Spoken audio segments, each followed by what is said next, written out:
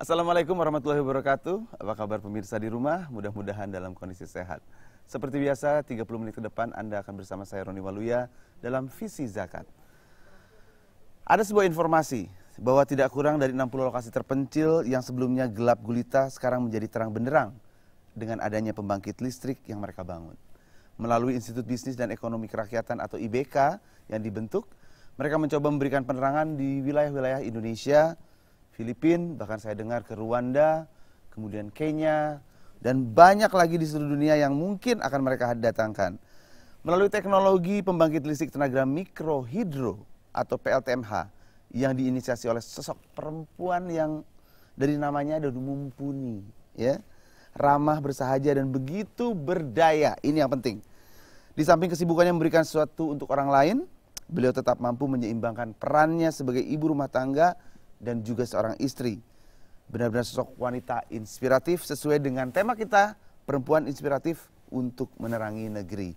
Assalamualaikum, Direktur Eksekutif IBK, Ibu Tri Mumpuni. Waalaikumsalam. Waduh, ini sayang kita baru ketemu ya. Mungkin kalau udah ketemu lama mungkin saya akan merasa bahwa Ibu benar-benar mumpuni gitu kan. Alhamdulillah. Kalau dari prestasi ataupun kegiatan-kegiatan yang sangat inspiratif ini, wah ini luar biasa. Tapi yang saya ingin tanyakan di sini adalah, pertama ya, kenapa kok listrik yang menjadi fokusnya? Pertama. Menarik sekali, itu pertanyaan yang selalu diulang-ulang. Tapi intinya begini, saya sangat mencintai pembangunan pedesaan. Tapi terus kemudian saya bertemu nih dengan insinyur yang mengaplikasikan teknologi mikrohidro di desa-desa terpencil di Indonesia. Ya berkolaborasilah dengan baik. Dia itu suami saya sebetulnya. Jadi ini sekaligus informasi juga buat anak-anak muda, karena saya banyak bergaul dengan anak muda. Jadi ternyata milih jodoh itu akan menentukan masa depan kita. Jadi harus hati-hati. Ini menarik ya. Jadi dari satu tema ini ke tema berikutnya nih. Betul. Cari jodoh itu harus benar-benar selektif. Selektif, karena jangan asal emosional ya. Ya, karena dia akan menentukan apakah kita menjadi superposisi positif kalau bahasa teknisnya begitu. Jadi saling mendukung. Dan Ibu dari teknik juga? Saya insinyur pertanian, tapi suami saya yang dari ITB. Dia the real engineer, saya bilangnya begitu. Tapi ternyata teknologi yang dia kembangkan itu bisa saya pakai dengan baik. Sebenarnya teknologinya rumit nggak sih atau sangat sederhana malah? Sebetulnya kalau bicara soal mikrohidro itu teknologinya memang high technology ya, karena urusannya dengan listrik, kalau nggak hati-hati nyetur mati orangnya kan gitu. Tapi ini user friendly, sangat bersahabat dengan masyarakat kalau kita mampu mengajari masyarakat untuk tahu persis bagaimana cara mengelola, merawat. Berarti gitu. melek teknologinya dulu. Betul. Jadi kalau kita bangun, Mas, yang kita pentingkan bukan teknologinya. Bagaimana membuat orang desa itu mampu dulu. Baru nanti kita ajak bersama-sama bangun. Nah, gitu. saya pernah baca buku dulu, ini almarhum yang menulisnya Seven Habits. Di habit, tapi malah berkembang jadi 8 Habits. Di habit ke-8 ini adalah orang yang efektif adalah orang yang mungkin pada saat dia bisa menginspirasi orang lain. Apakah pada saat melakukan ini, Ibu menyadari ini akan menjadi inspirasi banyak orang? Saya kaget juga bahwa ini menjadi inspirasi, karena sesuatu yang kita kerjakan itu kan selalu niatnya dulu. Niatnya itu ya sudah sebuah kegiatan lillahi ta'ala dengan segala ketulusan yang kita punya, karena kuncinya satu, kita ingin insya Allah hidup kita ini bermanfaat buat orang lain. Ya sudah, apa yang bisa kita lakukan? Kebetulan kok mikrohidro itu ya bisa diterapkan di seluruh Indonesia, karena hanya perlu cari lokasi aja ya. Sungai yang mengalir airnya cukup, ada beda tinggi, sangat sederhana, dan ini tersebar di seluruh Indonesia, mampu mengatasi persoalan-persoalan bangsa ini tentang energi. Jadi nggak usah tergantung sama PLN, jangan tergantung sama pemerintah gitu loh. Kita juga harus mulai membuat si masyarakat ini mampu berdiri sendiri. Berapa lama dalam sebuah daerah Ibu sampai istilahnya mengedukasi masyarakat, kemudian akhirnya ya udah daerah ini cukup dan bisa saya tinggal? Betul. Itu bisa dikatakan tergantung daerahnya mana. Inilah yang membuat Indonesia itu unik. Menarik sekali. Anda bicara dari Sabang sampai Merauke, itu besarnya kalau di Eropa dari Dublin sampai Ankara di Turki, ya. Irlandia sampai Ankara, Anda bisa bayangkan. Semua kompleksitasnya itu berbeda. Jadi kalau ketemu daerah misalnya Sumatera Barat, itu karena mungkin orang-orangnya sudah memang punya ini ya jiwa entrepreneurship gitu, dia tahu oh ini bermanfaat buat kehidupan saya dan masyarakat. Mungkin saya hanya perlu setahun, kemudian bisa pergi. Setahun? Iya, karena setahun itu termasuk cepat ya? Paling cepat. Oh gitu. Yang terlama itu 5 tahun, Mas. Semakin ke timur kita semakin lama. Bukan apa-apa, karena secara kultur masyarakat di timur memang harus lebih banyak belajar. Kan harus diketahui ya, dari zaman dulu sampai sekarang ini saya bisa katakan kita memang kadang-kadang agak kurang adil. Yang timur ini masih banyak yang tertinggal. Jadi sekarang fokus kita ini bagaimana membuat pembangunan di Indonesia bagian timur itu juga harus sama dengan di Indonesia bagian ini pure barat. IBK yang mengadakan? Murni, semuanya pure IBK. Karena siapa lagi? Donaturnya dari mana atau biaya sendiri? Nah, itulah gunanya punya teman. Kita sangat percaya dengan silaturahmi atau networking. Betul. Karena dengan networking ini kita bertemu dengan orang-orang yang punya hati. Belum tentu kaya. Orang yang punya hati itu biasanya lebih dia akan kaya malah dia ya. Lebih kaya karena dia bisa mengkonekkan kita dengan orang-orang yang punya uang. Ini kata kuncinya di sini. Saya pikir artinya kalau kita memang punya sebuah keinginan, punya tujuan, ditambah dengan artinya kemampuan, ada networking, ini semua bersinergi semuanya. 3 hal yang penting yang harus dimiliki oleh setiap insan menurut saya ya. Kita itu harus punya kompetensi dalam hidup kita. Kompetensi? Ya kalau mau bahasa sombongnya engineer selalu bilang kita harus punya world class competence gitu ya. Kompetensi, ilmunya ada. Betul. Terus yang kedua, harus jadi orang yang trustable. Bisa dipercaya, amanah gitu ya. Terus yang ketiga yang menurut saya juga sangat penting setelah kita punya kompetensi, kita punya trust, kita harus punya integritas.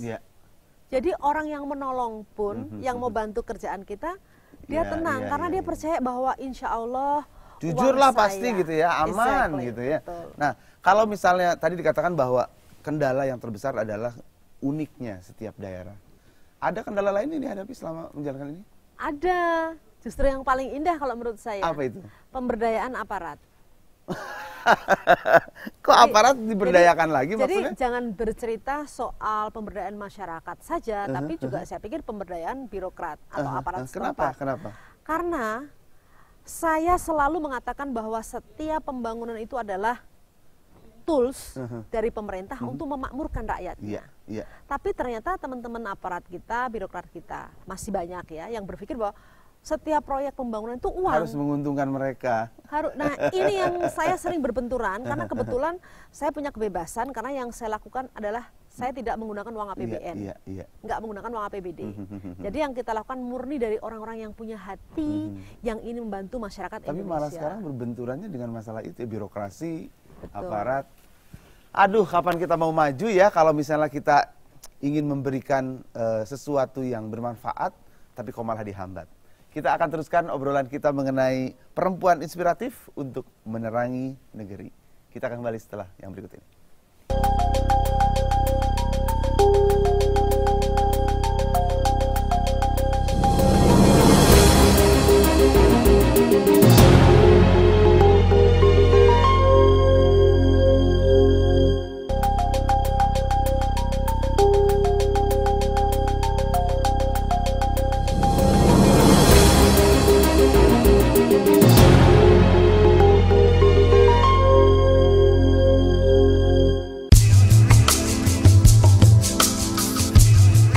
Listrik sudah menjadi kebutuhan pokok. Kemajuan sebuah negara atau wilayah sangat tergantung dengan ketersediaan listrik. Wilayah Indonesia yang luas dan terdiri dari ribuan pulau belum sepenuhnya terjangkau listrik. Data PLN menunjukkan baru 73% penduduk Indonesia yang menikmati listrik. Sisanya sekitar 27% penduduk belum dapat aliran listrik. Daya listrik yang tersedia juga belum mencukupi. Pemadaman listrik masih sering terjadi. Jumlah kebutuhan dan daya tersedia tidak berimbang. Masalah-masalah inilah yang menginspirasi Tri Mumpuni untuk membuat teknologi pembangkit listrik tenaga mikrohidro. Inovasi Tri Mumpuni mendapat perhatian dari pemerintah. teknologi pembangkit listrik tenaga mikrohidro (PLTMH) sudah diterapkan di puluhan desa di tanah air. Selain murah, PLTMH juga ramah lingkungan. Teknologi ini sepenuhnya memanfaatkan potensi air yang banyak terdapat di berbagai daerah. Lulusan Institut Pertanian Bogor ini terus berusaha agar teknologi listriknya ini bisa dimanfaatkan masyarakat Indonesia, terutama yang tinggal di pedalaman atau pulau-pulau terpencil. Indonesia masih membutuhkan banyak sumbangan, pemikiran, dan tenaga dalam membangun sektor energi. Peranan yang seperti dilakukan Tri Mumpuni menunjukkan bahwa perempuan Indonesia memiliki potensi yang besar.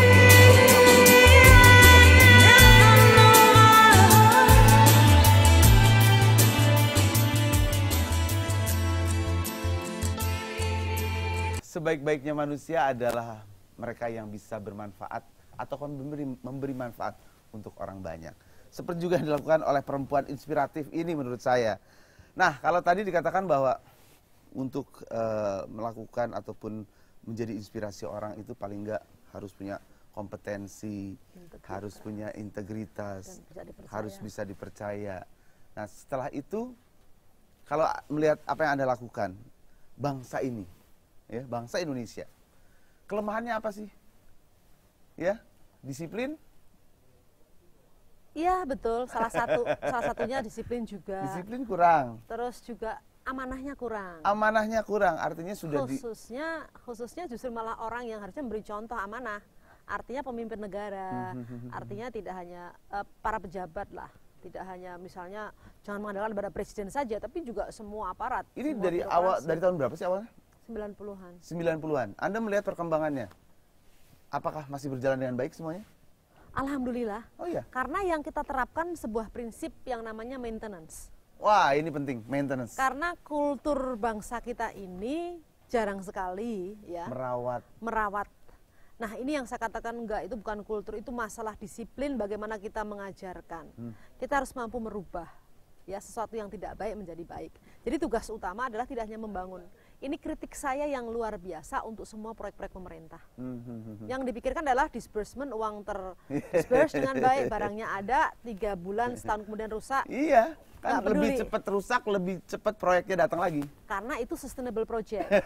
Padahal yang mau kita kerjakan itu namanya sustainable development, ya, pembangunan yang berkelanjutan, yang memberikan manfaat buat rakyat. Jadi mengajarkan budaya maintenance atau perawatan sebagai budaya itu menjadi kata kunci yang paling penting dalam pembangunan. Berapa biaya yang diperlukan untuk mendevelop sebuah daerah untuk dapat listrik? Tergantung, karena kan pertama kita bicara kondisi geografis. Kalau membangun di Jawa Barat, 1 sak semen harganya mungkin hanya 60.000. Kalau di Wamena, 1 sak semen 1,5 juta. Jadi kan nggak bisa di apa? Ini ada Mas Ahmad. Nah, ini dari Dompet Duafa. Siapa tahu nih, ini jadi satu solusi juga untuk next projectnya. Assalamualaikum. Kabar Mas. Ini ngobrol sama Ibu Umi, Bu Puni. Ibu tuh Umi maksudnya. Oh iya. Ya. Sangat banyak inspirasi untuk memberikan kebaikan untuk orang banyak. Alhamdulillah. Ya. Beliau aja bisa keliling Indonesia untuk menerangi istilahnya daerah-daerah yang belum ada listrik. Jadi menerangi dalam arti fisik dan dalam arti betul. psikis. Iya, benar. Karena ternyata saya pikir cuma 3 bulan proyeknya selesai, udah. Karena minimal 1 tahun satu daerah. Sampai 5 tahun. Oh, alhamdulillah. Nah, kalau dilihat dari program Dompet Duafa, ada nggak sih proyek-proyek ataupun pengembangan ya programnya untuk ke masalah teknologi yang berbasis teknologi? Ya, kita baru di tahap inisiasi saya kira, belum sampai yang semasif yang dilakukan oleh Bu Tri Mumpuni ya. Kita ada beberapa misalnya teknologi salinasi untuk di daerah NTT karena memang mereka kekurangan air tawar. Jadi kita harus menyuling air laut itu untuk bisa dikonsumsi. Itu kita lakukan. Ya, kemudian penggunaan teknologi untuk menciptakan pertanian sehat. Ya, seperti bagaimana mengembangkan virus yang nabati misalnya, yang bebas pestisida, itu juga kita mengembangkan. Jadi saya kira prinsipnya ada upaya-upaya kita untuk juga memanfaatkan teknologi yang dapat berguna untuk masyarakat. Hanya memang skalanya mungkin belum seluas ya dengan Bu Tri Mumpuni lakukan. Ya, kalau Ibu Putri kan kayaknya luar biasa sekali dan semua dilakukan atas bukan hanya inisiatif sendiri, Betul. biaya sendiri, gitu kan? Tapi untungnya adalah Dibantu orang biayanya. Iya. untungnya adalah tidak terbatasi oleh regulasi ataupun birokrasi yang, ya kan? Karena tidak menggunakan dana pemerintah. Iya, walaupun kendalanya mereka justru berhadapan dengan petugasnya, gitu kan? Tapi saya sudah punya senjata yang paling bagus gitu loh. Kalau misalnya mereka mengajak kompromi atau tanya, saya bilang, Pak, ini semua amanahnya adalah untuk rakyat. Jadi ini uang yang betul-betul halal kalau dinikmati oleh rakyat dalam bentuk listrik.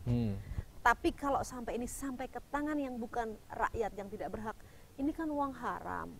Saya kan nggak mau lah Bapak menikmati uang haram. Itu senjata yang paling baik. Dan mereka langsung nggak ini? Ya kecil juga sih ya. Atau ada tetap haram aja susah, kata gitu.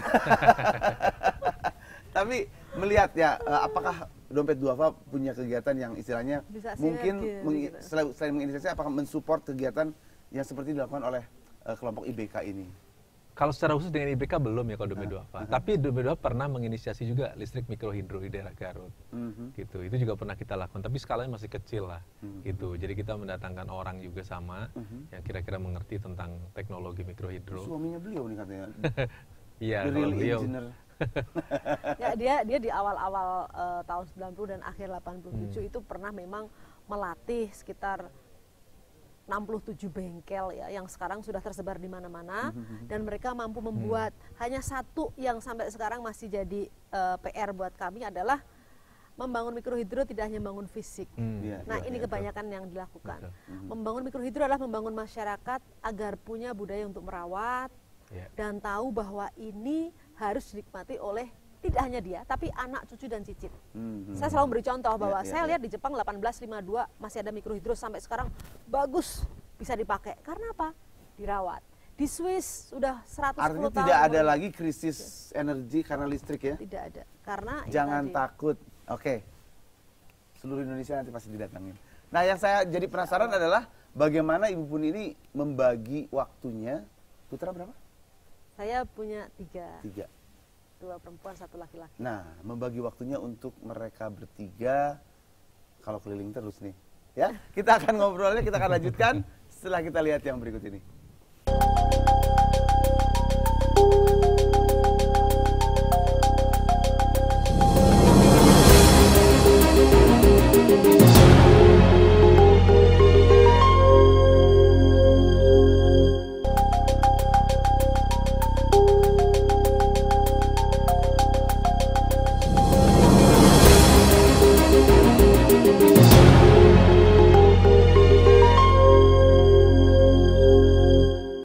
Baik pemirsa, Anda masih bersama kami di Visi Zakat dan kita masih membicarakan mengenai perempuan inspiratif untuk menerangi negeri.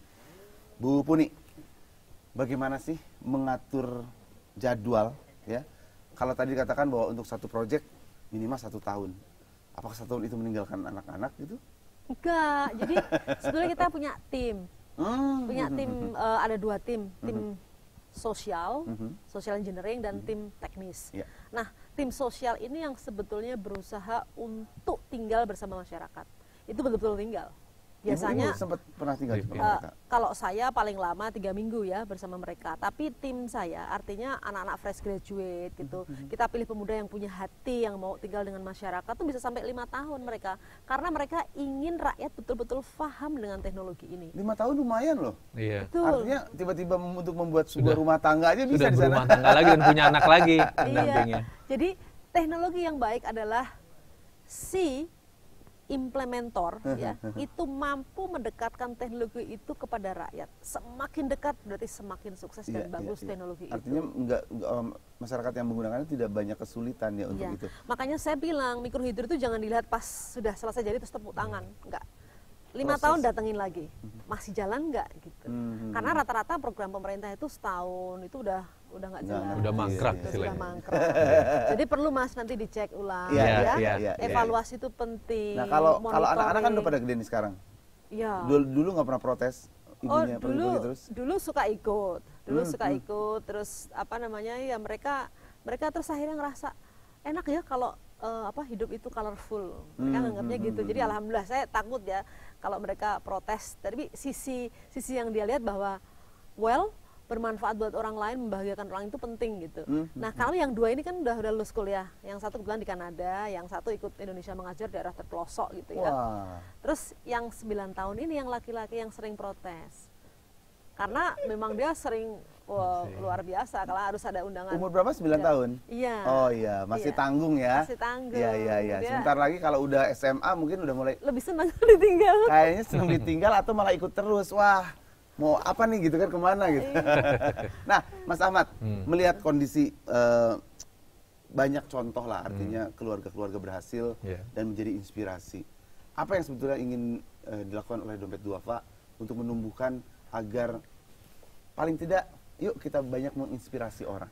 Nggak, sebenarnya Dompet Duafa punya perhatian khusus dalam soal pemberdayaan perempuan. Oh, oke. Iya, kenapa? Karena Dompet Duafa menyadari pertama awalnya bersentuhannya itu karena ternyata sebagian dari orang-orang miskin itu adalah janda-janda. Awalnya interaksi kita itu. Sehingga akhirnya kita mulai meluncurkan program misalnya Ibu Tangguh misalnya. Jadi ada ibu-ibu yang jadi kepala rumah tangga istilahnya. Karena sudah ditinggal suami, dia harus menghidupi anak-anaknya. Iya, dan pekerjaannya berat-berat. Dari mulai harus ngangkut batu-batu seperti itu. Dan mereka luar biasa. Jadi dari situ kemudian kita akhirnya lama-lama berpikir bagaimana kalau kemudian kita juga memperhatikan sektor kewanitaan dalam tanda petik. Maka kemudian ketika kita mengembangkan kegiatan microfinance, dana-dana bergulir, juga banyak ibu-ibu yang kita sentuh itu. Jadi komunitas-komunitas ibu-ibu dalam kelompok-kelompok itu, kita kasih uang untuk pinjaman gitu untuk mereka usaha, kemudian mereka bisa mengembangkan ke anggota yang lebih luas. Jadi akhirnya kita cukup banyak kegiatan-kegiatan yang bersentuhan dengan dunia keibu-ibuan gitu. Memang benar, soalnya kan kalau kita katanya ya mendidik satu orang pria itu ya mendidik satu orang manusia, tapi mendidik satu perempuan mendidik satu generasi gitu. Terus juga berapapun uang yang diterima oleh ibu-ibu itu pasti sampai ke rumah. Karena yang difikirkan keluarga. Kalau bapak-bapak sampainya ke kemana suka. Tanya sama suaminya dong. Oke, mungkin ibu ingin menyampaikan sesuatu ini khususnya untuk yang muda-muda nih ya, agar bisa menjadi inspirasi untuk atau bermanfaat untuk orang banyak. Kalau saya boleh sharing gitu ya, bahwa sebetulnya kalau memilih itu harus benar. Memilih suami, memilih pekerjaan ya. Dan satu, segala pilihan itu punya konsekuensi. Jadi tolong kalau sudah memilih sesuatu harus passionnya cukup. Jadi cintailah pekerjaan itu. Cintailah pekerjaan itu dan yakinlah bahwa pekerjaan ini memang sudah ditunjukkan oleh Allah untuk kita. Jadi kita bahasa gaulnya itu to make the best of it. Gitu. Harus betul-betul amanah ya. Istiqomah gitu ya, konsisten gitu. Dan fokus serta betul-betul dicintai sehingga pasti insya Allah membawa hasil. Karena kan katanya kalau kita sudah mencintai sebuah pekerjaan, maka kita tidak akan merasakan melakukan sebuah pekerjaan tersebut. Karena sudah happy melakukan. Mas Ahmad, apa yang ingin disampaikan nih? Kalau saya mungkin bagaimanapun juga karena salah satu keluarga besar hidup kita ini adalah perempuan ya. Jadi bagaimanapun juga kita harus terus memperhatikan perempuan, khususnya perempuan-perempuan yang memang secara kehidupan ekonomi itu kesulitan. Jadi makanya kemudian kita juga ingin mengajak masyarakat untuk terlibat, membantu pemberdayaan perempuan, bukan dengan sekedar kasihan, tapi bagaimana membuat mereka bisa mandiri, termasuk kalau bisa sampai mengembangkan kemampuan-kemampuan seperti yang Ibu Tri Mumpuni lakukan. Ya, yang pasti ayo kita lakukan sesuatu yang bermanfaat, ya bermanfaat untuk diri sendiri, orang-orang terdekat, keluarga kita, dan tentunya bermanfaat untuk orang banyak. Dan tidak ada salahnya untuk terus berbagi kebahagiaan. Setuju? Ya. Berbagi senyum tambah bahagia, berbagi rezeki tambah kaya, berbagi ilmu tambah pintar. Dan saya terus selalu menghimbau, ayo kita terus keluarkan zakat, infak, sedekah, wakaf kita, karena itulah yang akan membuat kita semakin kaya. Kaya di hati, baik untuk semuanya. Baik, saya Roni Waluyo undur diri. Terima kasih untuk Ibu Muni, Mas Ahmad sudah hadir di Visi Zakat kali ini. Dan tentunya kita akan ketemu lagi di Visi Zakat episode-episode berikutnya. Wassalamualaikum warahmatullahi wabarakatuh. Waalaikumsalam. Terima kasih.